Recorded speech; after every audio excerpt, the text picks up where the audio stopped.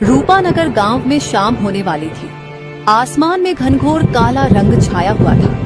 ठंडी ठंडी हवा की लहरें जैसे सुकून दे रही हो और पेड़ पौधों में जान सी आ गई थी। शंकर अपने ठेले को लेकर गांव के चौराहे पर जा रहा था। शंकर बहुत गरीब था। वह अपना गुजारा गर्मा गर्म डोसा बेचकर करता था। तभी अचानक तेज बारिश शुरू हो जाती है। तभी वहां पर पास की दुकान का मालिक आता है, जो बगल में ही समोसे बेचता था। शंकर को अपनी दुकान के सामने ठेला लगाते देख उसे यह बात पच नहीं रही थी। अरे शंकर, तू यहाँ बारिश में क्या कर रहा है? अरे तेरे पास कोई ग्राहक आएगा तो तू उसे कहाँ बैठा कर खिलाएगा? और हवा इतनी तेज चल रही है कि तेरा ठेला कहीं पलट ना जाए। अरे भाई, मैं संभाल लूंगा, तुम चिंता मत करो। तुम अपने दुकान का ख्याल रखो, वह मैं देख लूंगा कि मैं ग्राहकों को कहाँ खिलाऊंगा। क्या संभाल लेगा? तू एक बात सुन ले, यह मेरा इलाका है, यहाँ ठेला लगाना तू बंद कर दे, नहीं तो अच्छा नहीं होगा। अरे भाई, आपकी तो समोसे और जलेबी की दुकान है, तो आपको मुझसे क्या दिक्कत है? मैं कौन सा समोसे बेच रहा हूँ? मैं तो डोसा बेचता हूँ। और रही बात जो अच्छा खिलाएगा, लोग उसी के पास आएंगे। पर तुम चिंता क्यों कर रहे हो? कहीं तुम बेस्वाद समोसे तो नहीं बेच रहे हो ना? लालू को यह बात बर्दाश्त नहीं होती है। वह अपनी दुकान की ओर जाने लगता है, लेकिन उसे शंकर की यह बात दिल में चुभ गई थी। बारिश रुक गई थी। लोग अब धीरे धीरे अपने घरों से बाहर निकल रहे थे।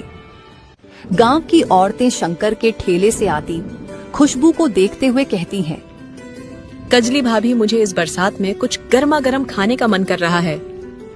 चलो तो सुमन बहन, आज हम कुछ नया खाते हैं। समोसे तो हम रोज खाते हैं, लेकिन आज हम शंकर भैया के बनाए हुए गर्मा गर्म डोसा खाएंगे। उन दोनों ने 2 प्लेट डोसा का ऑर्डर दिया। शंकर पूरी साफ सफाई के साथ डोसा बनाने लगता है और उन्हें गर्मा गर्म नारियल की चटनी के साथ परोसता है। अरे शंकर भैया, तुम्हारे हाथ में तो जादू है, जादू। मैंने आज तक इतना अच्छा डोसा नहीं खाया। वैसे हम रोज समोसे तो खाते ही थे, लेकिन आज हमें कुछ अलग खाने को मिला। आज से हम आपके पास ही आएंगे डोसा खाने। बहनों में डोसा बनाने के लिए A1 माल का उपयोग करता हूँ और मसाले मेरी माँ अपने हाथों से खुद पिसती है। बस उसी का कमाल है। थोड़ी देर में शंकर के ठेले पर भीड़ इकट्ठा हो जाती है। लोगों को डोसा का स्वाद इतना अच्छा लग रहा था कि लोग 2-2 प्लेट खा रहे थे। बिल्कुल। और वहीं दूसरी तरफ लालू की दुकान पर कोई नहीं आता है। ये सब देखकर उसे बहुत गुस्सा आ रहा था। मुझे इसका कुछ ना कुछ तो करना होगा, नहीं तो ये मेरी दुकान बंद करवा देगा। अगली सुबह शंकर मसाले और सब्जियां लेने मंडी निकल जाता है और शंकर के मसाले लाने के बाद उसकी माँ देसी अंदाज में मसाला पिसती है। दोनों मिलकर सारा काम करते थे। यही उनके स्वाद का कारण था।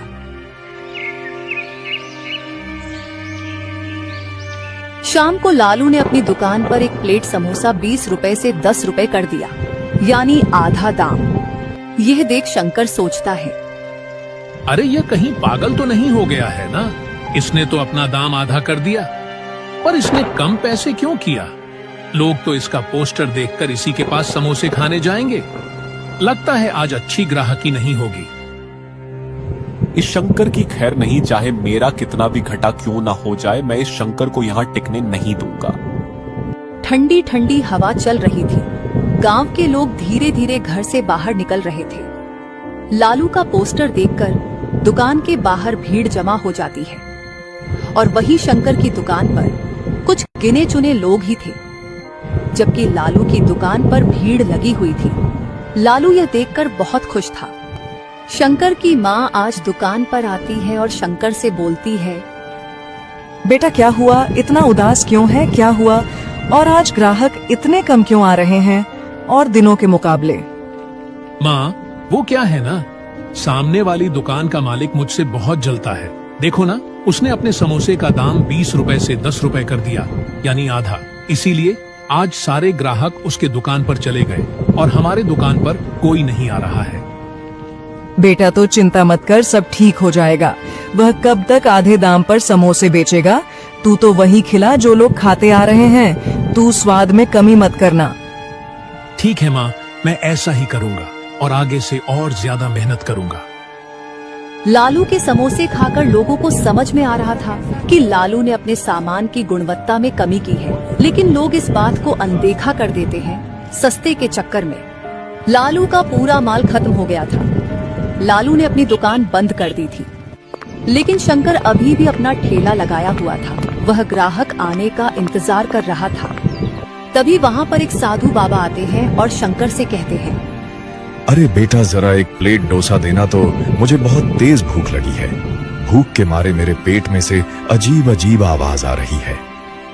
बाबा, आप बस 2 मिनट रुकिए, मैं अभी आपको डोसा बनाकर देता हूँ, जब तक आप इस टेबल पर बैठ जाओ। शंकर डोसा बनाने लगता है और पूरी लगन के साथ उस रात काम कर रहा था उस अंधेरे में। साधु बाबा डोसा खाने लगते हैं और उन्हें यह डोसा बहुत पसंद आता है। बाबा शंकर को एक और डोसा का ऑर्डर देते हैं। डोसा खाकर बाबा का पेट भर गया था। फिर बाबा शंकर से कहते हैं, बेटा, इस डोसे का कितना हुआ? ये डोसा बहुत स्वादिष्ट था, मुझे बहुत अच्छा लगा। बेटा बताओ, तुम्हारे कितने पैसे हुए हैं? नहीं नहीं बाबा, मैं आपसे पैसे नहीं ले सकता, यह मेरी तरफ से था। ऐसे भी इस अंधेरे में कोई आ नहीं रहा था, मैं जाने ही वाला था, उतने में आप आ गए। बाबा, आपको पैसे देने की कोई जरूरत नहीं है। बेटा, तुम मुझे बहुत अच्छे इंसान लगते हो, मैं तुम्हें बिना कुछ दिए यहाँ से कहीं नहीं जाऊंगा। नहीं बाबा, मुझे कुछ नहीं चाहिए, आप मेरे पिता के उम्र के हो और एक ज्ञानी परमात्मा भी लगते हो, मैं आपसे पैसे नहीं ले सकता हूँ। बाबा अपने झूले से एक पोटली निकालते हैं और जबरदस्ती शंकर के हाथ में रख देते हैं। बेटा, ये एक जादुई मसाले की पोटली है, तुम इसे अपने डोसे के मसाले में थोड़ा थोड़ा मिलाकर बेचना और लोगों को खिलाना, लोग तुम्हारे दीवाने हो जाएंगे। बेटा बाबा, ये मसाला देने के लिए आपका धन्यवाद, आपने मेरे बारे में इतना सोचा। बाबा, अब मैं चलता हूँ, काफी अंधेरा हो गया है। ठीक है बेटा, तुम जाओ, मेरा आशीर्वाद तुम्हारे नेक दिल पर हमेशा बना रहेगा।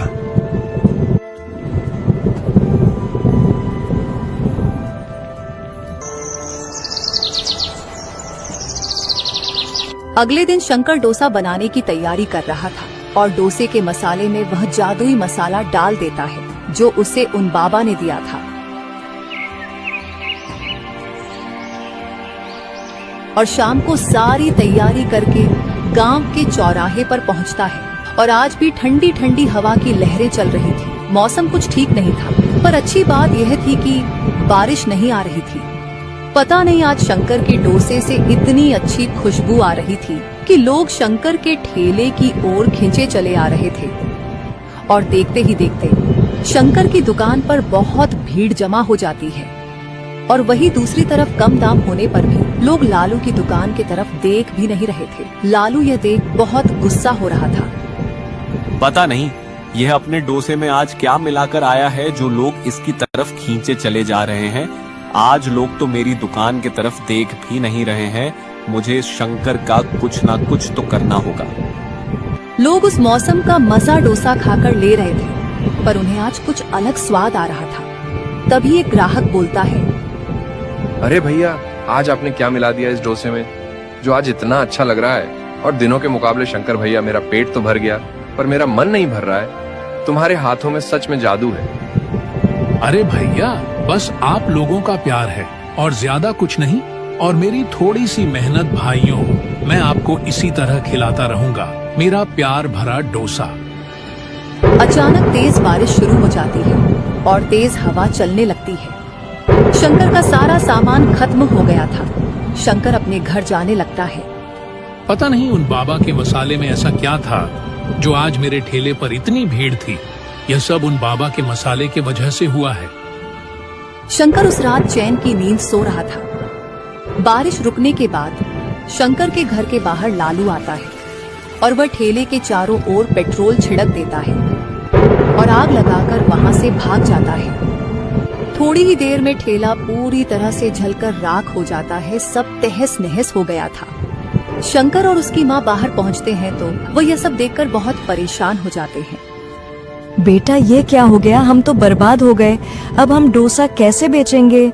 मुझे तो कुछ समझ में नहीं आ रहा है बेटा, पता नहीं ये किसने किया। तुम फिक्र मत करो माँ, सब ठीक हो जाएगा। यह बुरा समय भी जल्द खत्म हो जाएगा। भगवान पर भरोसा रखो।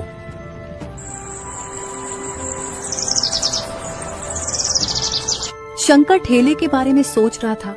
उसे कुछ समझ में नहीं आ रहा था।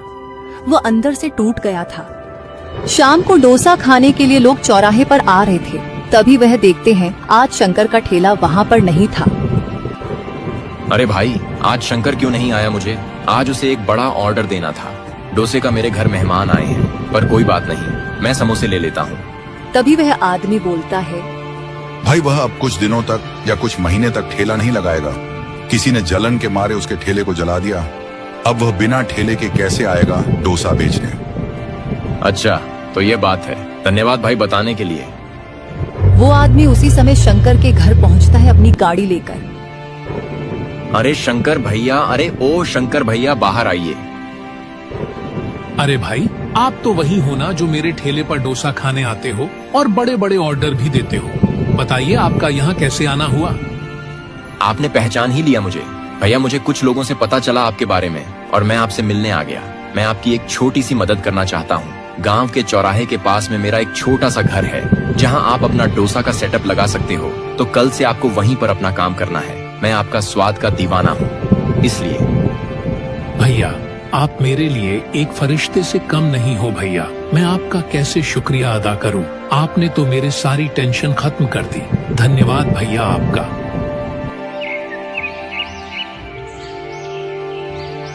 शंकर अगले दिन उसी दुकान पर डोसा बेचने लगता है। लोग शंकर को उस दुकान पर देखकर बहुत खुश थे। शंकर ने अपने स्वाद से लोगों का फिर से दिल जीत लिया था और फिर अपने मेहनत को लगन के बदौलत आगे बढ़ रहा था। लालू को यह देखकर एक सीख मिलती है। मैं शंकर को नीचे गिराने के लिए बहुत कुछ किया, लेकिन वह शंकर अपनी मेहनत और स्वाद के दम पर खड़ा रहा और मैं उससे चलता रहा। मुझे खुद पर ध्यान देने की जरूरत थी, पर मैं शंकर को नीचे गिराने में रहता था। मुझे अब समझ में आ गया है मुझे क्या करना है। लालू शंकर के पास पहुंचता है और सर नीचे करके बोलता है, शंकर भाई, मैंने ही जलन में आकर आपका ठेला जलाया था।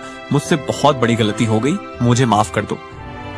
लालू भाई, मुझे पता है कि यह सब तुमने किया था, लेकिन मैं अपनी मेहनत पर भरोसा रखता था और लोगों के प्यार पर तुमने अपनी गलती मानी। यही मेरे लिए बहुत है। शंकर भाई, मैं वादा करता हूँ, मैं अब किसी से नहीं जलूंगा, मेहनत करूंगा और आगे बढ़ूंगा। मुझे समझ में आ गया, जो मेहनत करता है वही आगे बढ़ता है। और लालू अब खूब मेहनत करता है और वह भी खूब तरक्की करता है। शंकर ने लोगों का बहुत प्यार जीता और खूब तरक्की की।